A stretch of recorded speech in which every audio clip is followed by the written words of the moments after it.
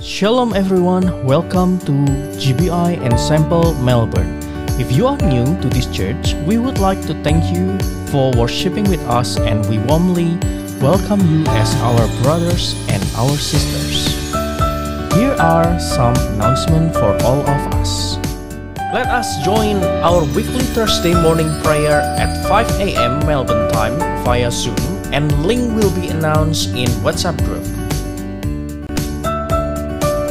This Saturday, we will have workers' prayer meeting at TCL building. Let's come together. There will be no weekly discipleship through 13 August 2024.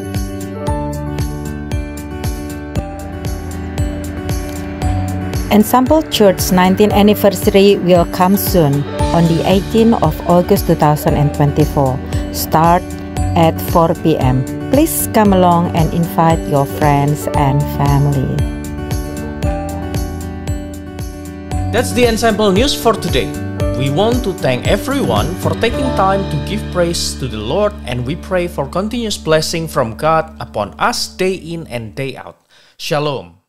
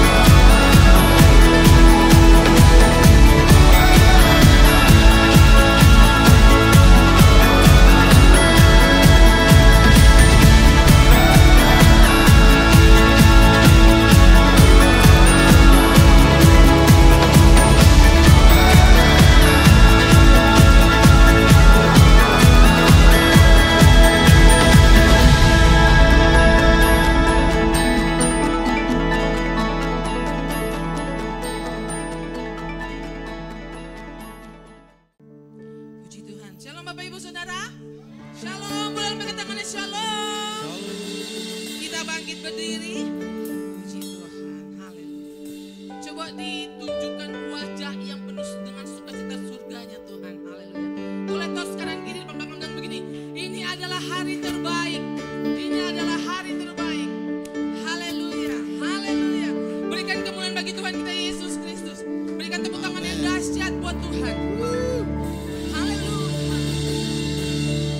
Hidupku ada di tanganmu.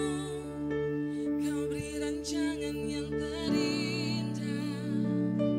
Tak hanya yang baik saja yang ku terima.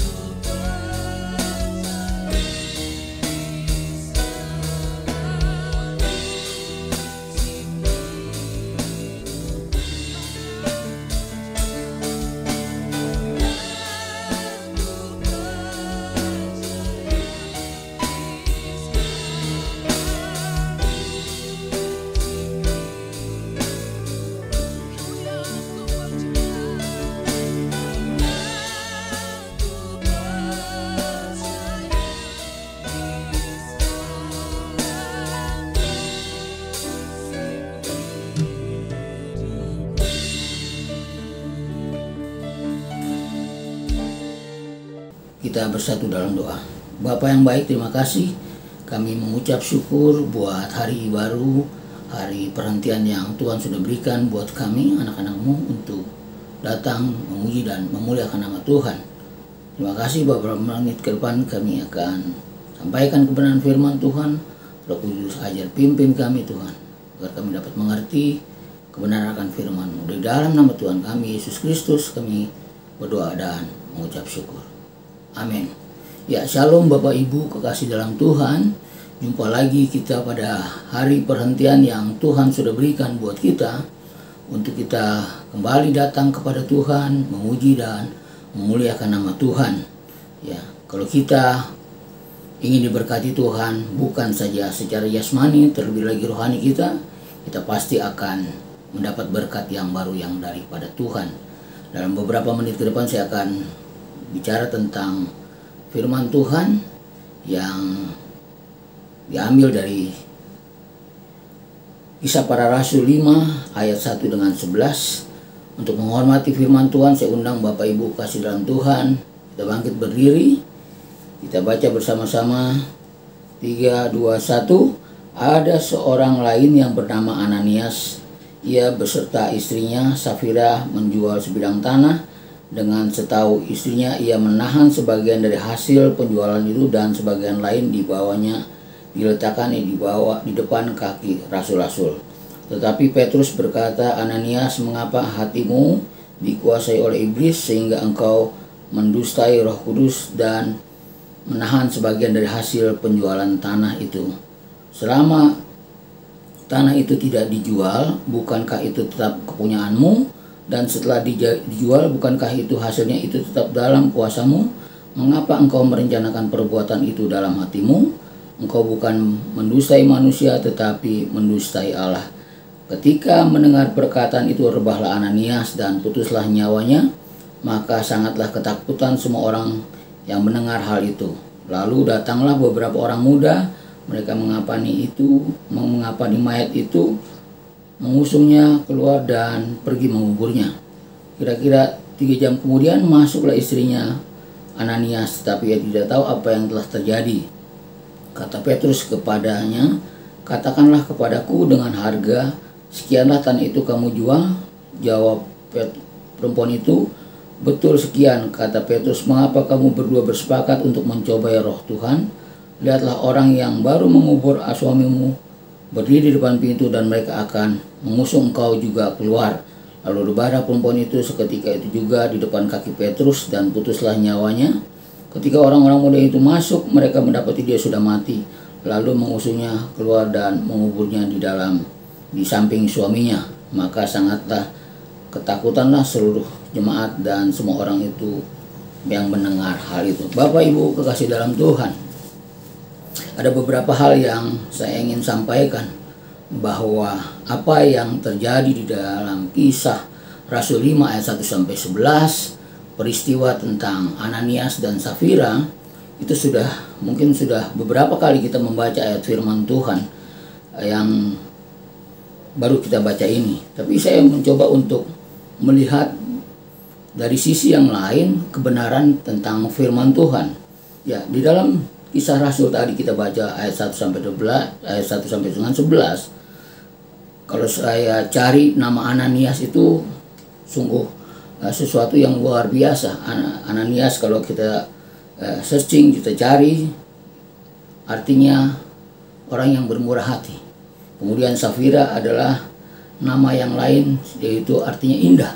Nah, ini sungguh sesuatu yang sebenarnya luar biasa dari nama kedua suami istri ini. Tetapi hal yang menjadi catatan bahwa kedua suami istri mati secara tragis.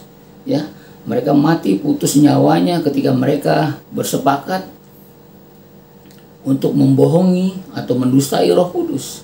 Nah, saya percaya bahwa apa yang terjadi pada peristiwa Ananias dan Safira itu beberapa saat yang waktu kita mendengar kebenaran firman Tuhan itu, saudara mungkin akan tercengang, akan berpikir bahwa kok bisa ya seorang Ananias dan Safira itu mati di tempat. Ya, sebenarnya apa sih dosa yang dia lakukan itu sehingga mereka bisa saat itu juga, seketika itu juga mati. Ya, ini yang menjadi pertanyaan buat kita semua. Ya, dosa yang dilakukan oleh Ananias Safira itu bukan membunuh, bukan berzina, ya.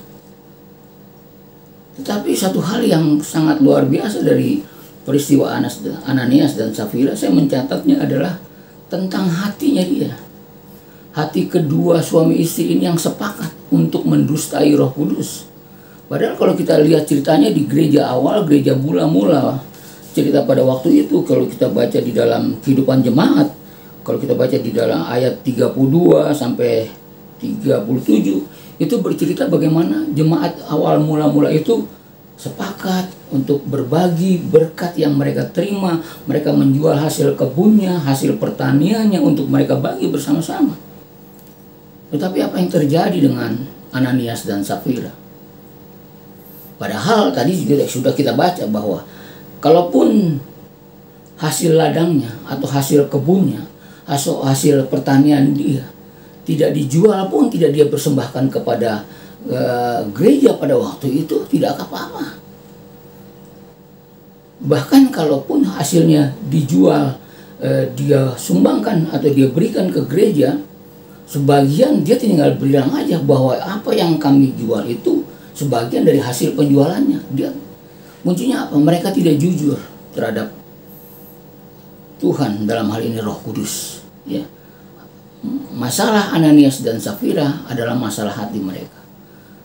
Ya, firman Tuhan di dalam cerita yang lain dikatakan ketika suami istri sepakat minta apa saja pasti Tuhan berikan. Nah, kita lihat bahwa ada kata bersepakat ini, tetapi di ayat 9 kata Petrus, mengapa kamu berdua bersepakat untuk mencobai Roh Tuhan?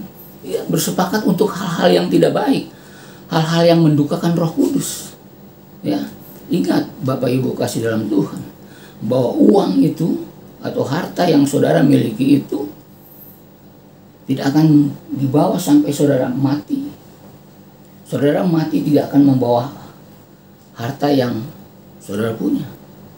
Yes. Kita lihat, belajar banyak tentang dari kisah Ananias dan Safira, masalah hati mereka.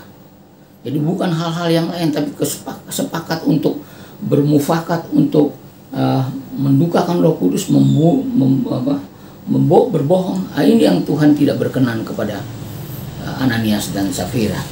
Ya, jadi janganlah mamon itu dijadikan suatu alat atau benda yang seolah-olah kita hidup tanpa uang, tanpa tanpa sesuatu yang sebenarnya sudah kita miliki, itu tidak akan menjadi berguna ketika kita melepas, menggenggamnya.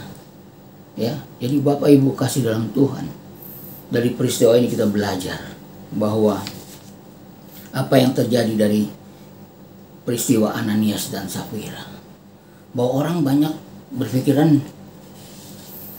takut untuk ke gereja. Saya melihat dari cerita yang lain, suatu kisah yang lain, bagaimana orang takut ke gereja karena takut terjadi peristiwa seperti Ananias dan Safira. Ya, Bapak Ibu kasih dalam Tuhan. Nah, pertanyaannya adalah, benarkah Ananias dan Safira itu murid Tuhan atau jemaat Tuhan pada waktu itu? Kita buka sama-sama ayat firman Tuhan. Jadi kalau kita buka di dalam, saya dapat ayat sesuatu yang sungguh luar biasa di dalam Roma 8 ayat 1. Demikianlah sekarang tidak ada penghukuman bagi mereka yang ada di dalam Kristus Yesus. Nah, kalau kita bandingkan dengan ayat firman Tuhan ini, Roma 8 ayat 1, dibandingkan dengan kisah Ananias dan Safira di dalam Kisah Rasul 5 ayat 1 sampai 11, sepertinya bertentangan. Loh, bukannya tidak ada penghukuman bagi mereka yang ada di dalam Kristus? Inilah menjadi PR buat Bapak Ibu kasih dalam Tuhan. Sedikit saja saya ingin memberitahukan, saya ingin membukakan bahwa pernyataan saya ini, saya melihat bahwa Ananias dan Safira itu bukanlah orang percaya. Mungkin saudara bertanya, loh kok Pak Pendeta tahu? Saudara bisa baca. ada beberapa ayat yang saya akan bagikan kepada saudara kekasih dalam Tuhan untuk dapat melihat bahwa Ananias dan Safira di dalam Kisah Rasul 5 ayat 1-11 bukan orang percaya. Tapi kan bukannya dia ada di dalam gereja. Betul, saudara kasih dalam Tuhan. Orang yang ada di dalam gereja, apakah itu orang percaya? Apakah orang itu sungguh-sungguh percaya kepada Yesus sebagai Tuhan dan Juru Selamat mereka? Saya percaya bahwa ketika mereka ada di dalam Kristus, mereka yang hidupnya sudah ada di dalam Kristus, mereka yang percaya ada Yesus sebagai Tuhan dan Juru Selamat, tidak akan berbuat sesuatu yang memalukan seperti ini. Jadi kita buka ya. Ada beberapa catatan yang saya akan bagikan ya. Kalau kita mungkin saudara berpikir, kalau gitu sepertinya ayat ini bertentangan dengan ayat yang lain. Enggak, Kejadian sampai Wahyu beberapa kali saya sudah sering sampaikan bahwa Kejadian sampai Wahyu tidak ada satu ayat pun yang bertentangan. Contoh yang akan saya berikan yang menandakan bahwa Ananias dan Safira itu bukan orang percaya. Mereka disebut orang biasa atau yang belum percaya. Kita buka di dalam New King James Version. Saudara jangan pakai terjemahan bahasa Indonesia terbitan LAI, saudara buka New King James Version. Saudara melihat ketika ada orang biasa ya, itu dikatakan bukan disciple man, tetapi certain man, atau seseorang ya, seseorang yang belum percaya, itu disebut certain man ya. Kalau saudara baca di dalam Kisah Rasul 8 ayat 9, saudara bisa catat saja, saudara bisa baca di rumah. Kisah Rasul 8 ayat 9, itu ada namanya Simon, itu tukang sihir, dia dinamakan certain man ya. Yang kedua, dalam peristiwa di perjalanan Rasul Paulus ke Damsyik, di Kisah Rasul 9 ayat 33, itu dikatakan juga certain man. Jadi murid biasa. Jadi dia bukan muridnya Tuhan.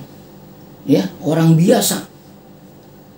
Ya, yang ketiga, ada di dalam Kisah Rasul 10 ayat 1, Cornelius dikatakan juga orang biasa. Alkitab tidak pernah berbohong. Oleh sebab itu, saya mengajak Bapak Ibu kasih dalam Tuhan untuk melihat lebih jelas lagi. Jangan sampai kita terpengaruh atau terkecoh dengan firman Tuhan yang sungguh-sungguh nyata ini. Ya, saudara bisa baca lagi. Ini dibandingkan dengan penyebutan bagi mereka orang percaya. Ya, murid atau orang-orang yang sudah percaya kepada Yesus sebagai Tuhan dan Juru Selamat. Di dalam New King James Version, ya jelas dikatakan kalau murid, seorang murid dikatakan di situ certain disciple. Ya, kita baca di dalam Kisah Rasul 9 ayat 10 ya. Bapak Ibu bisa baca Kisah Rasul 9 ayat 10, di mana perjalanan Rasul Paulus untuk ke Damsyik pada waktu itu bertemu dengan Yesus di tengah jalan. Ada seseorang yang Tuhan tunjukkan untuk bertemu dengan namanya siapa? Ananias. Dikatakan di situ Ananias ada certain disciple. Ya. Kemudian di dalam Kisah Rasul 9 ayat 36 ada Tabita yang dikatakan juga certain disciple. Ada di dalam kitab Timotius, ada seorang yang bernama Timotius di dalam Kisah Rasul 16 ayat 1. Dia juga disebut dengan certain disciple, bukan certain man. Nah, inilah yang untuk membedakan antara orang yang percaya dengan orang yang tidak percaya. Oleh sebab itu, Bapak Ibu kasih dalam Tuhan, kita hidup di dalam perjanjian baru. Orang-orang yang sudah ditebus oleh darah Kristus, orang-orang yang sudah dibenarkan oleh kebenaran Kristus yang sudah mati di kayu salib 2024 tahun yang lalu. Oleh sebab itu, kita belajar dari kisah Ananias dan Safira. Jangan sampai mamon itu menjadi batu sandungan buat kita. Jangan jadikan mamon itu berhala buat kita sebagai orang percaya. Hiduplah terus dalam kebenaran firman Tuhan. Bahwa saya percaya bahwa ketika saudara hidup dalam kebenaran firman Tuhan dan mengandalkan Tuhan, saudara pasti diberkati. Dari kisah ini, Ananias dan Safira, gambarannya sudah jelas bahwa Ananias dan Safira di dalam Kisah Rasul 5 ayat 1-11 bukan masuk golongan orang percaya, bukan masuk muridnya Tuhan, tetapi dia orang yang belum percaya atau belum sungguh-sungguh di dalam Tuhan. Demikian firman Tuhan. Kita tutup Alkitab saudara, kita bersatu dalam doa. Bapa yang baik, terima kasih hamba-Mu telah selesai berbicara. Roh Kudus, materaikan firman yang sudah hamba-Mu sampaikan, biar Roh Kudus terus menjelaskan di dalam hati mereka, hamba-hamba-Mu, anak-anak-Mu, untuk terus melekat kepada Tuhan. Mereka belajar akan kebenaran firman Tuhan. Berkati hamba-Mu, Pastor Ivan Sitompul, bersama Ibu Ruth, tim pengembalaan ada di Australia. Berdoa memberkati apa menjadi kerinduan mereka, visi dan misi yang Tuhan sudah berikan buat kedua hamba-Mu ini. Nyatakan Tuhan, lebih lagi Tuhan, untuk menyediakan semua bangsa murid. Terima kasih Bapak yang baik. Berkati juga setiap hamba-hamba Tuhan yang ada di Indonesia saat ini. Satukan hati kami Tuhan, untuk dapat melayani pekerjaan Tuhan dengan kerendahan hati kami, bukan dengan kebisaan hati kami. Kami sepakat untuk melayani Tuhan dimanapun kami Engkau tempatkan. Berdoa buat bangsa dan negara di mana kami tinggal, baik ada di Australia, yang ada di Indonesia, kami menyerahkan ke dalam tangan Tuhan. Khusus yang ada di Indonesia, pada bulan Oktober kami akan mendapatkan pemimpin yang baru. Tuhan, kami percaya buat keamanan, buat ekonomi, kami serahkan ke dalam tangan Tuhan. Terima kasih Bapa yang baik, terpujilah nama-Mu kekal sampai selama-lamanya. Inilah doa kami Tuhan, ucapan syukur kami kepadamu. Berkati gereja-Mu dimanapun kami berada saat ini. Tuhan, tempatkan kami menjadi garam dan terang di tengah kegelapan dunia saat ini. Terima kasih Bapa yang baik. Inilah doa kami dalam nama Tuhan kami Yesus Kristus yang sudah mengajar kami berdoa. Terpujilah nama-Mu. Kita bangkit berdiri. Kita akan mengakhiri ibadah kita dan kita akan menerima doa berkat. Anugerah kekal dari Bapa di sorga, kasih karunia dari Tuhan kita Yesus Kristus, pertolongan pengurapan daripada Roh Kudus menyertai Bapak Ibu kekasih dalam Tuhan, mulai hari ini bahkan sampai selama-lamanya. Kristus datang untuk kali yang kedua. Yang diberkati Tuhan bersama berkata, amin. Tuhan Yesus memberkati kita. Shalom. Shalom everyone, welcome to GBI Ensemble Melbourne. If you are new to this church, we would like to thank you for worshiping with us, and we warmly welcome you as our brothers and our sisters. Here are some announcements for all of us. Let us join our weekly Thursday morning prayer at 5 a.m. Melbourne time via Zoom, and link will be announced in WhatsApp group. This Saturday, we will have workers' prayer meeting at TCL building. Let's come together. There will be no weekly discipleship through 13 August 2024.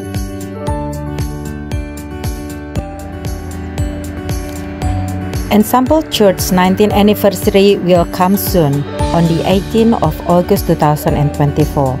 Start at 4 p.m. Please come along and invite your friends and family. That's the Ensemble news for today. We want to thank everyone for taking time to give praise to the Lord, and we pray for continuous blessing from God upon us day in and day out. Shalom.